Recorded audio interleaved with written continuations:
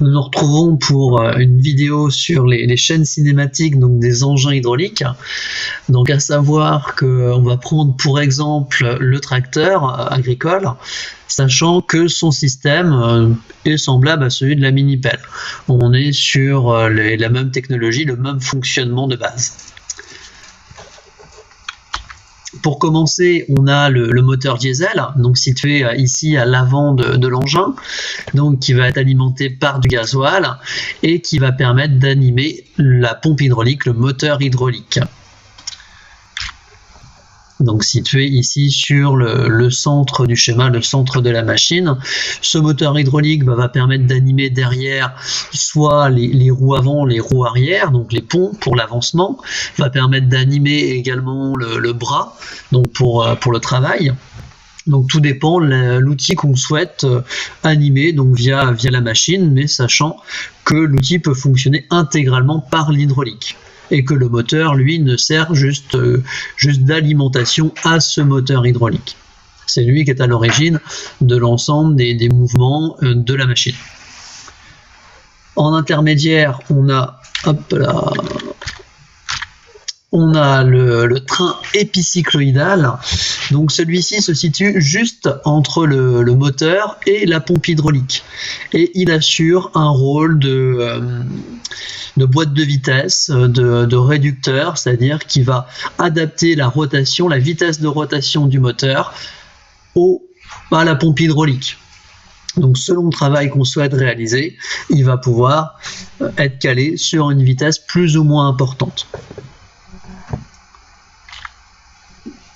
Donc ensuite, on a le pont hydraulique, le moteur hydraulique du pont avant, donc qui est relié directement sur la pompe hydraulique principale, et elle aura pour fonction uniquement d'animer la roue avant, le pont avant. On a la même chose située à l'arrière, donc un moteur hydraulique du pont arrière.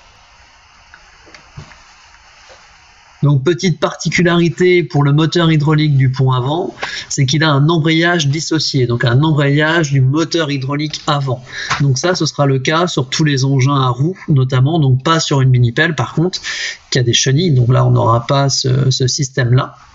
Mais en fait, ça permet de passer soit à 2 roues ou 4 roues motrices.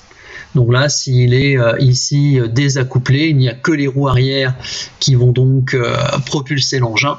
Et si on l'associe, donc là, on sera en 4 roues motrices.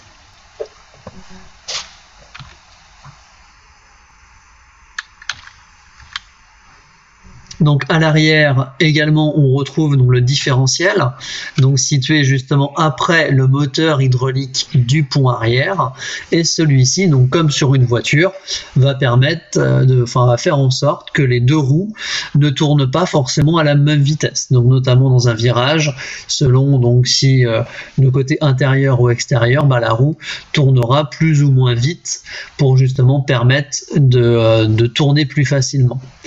Donc ce différentiel, nous on le voit sur les commandes au niveau de la machine comme un blocage de différentiel, donc c'est une petite pédale qu'on peut actionner en règle générale et qui va permettre de bloquer justement cet élément-là pour associer nos 2 roues et pouvoir avancer d'un tenant, notamment si on est enlisé.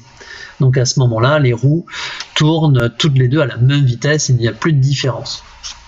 Donc c'est à utiliser vraiment exceptionnellement. Et pour terminer, donc juste avant les roues, vraiment le pneumatique qui va toucher le sol, on a le réducteur et le pont arrière.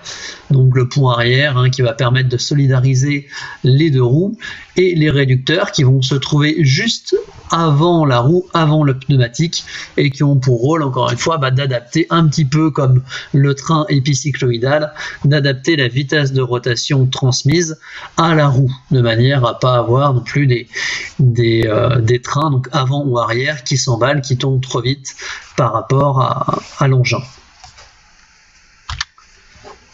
Et même chose donc sur l'avant, réducteur et pont arrière.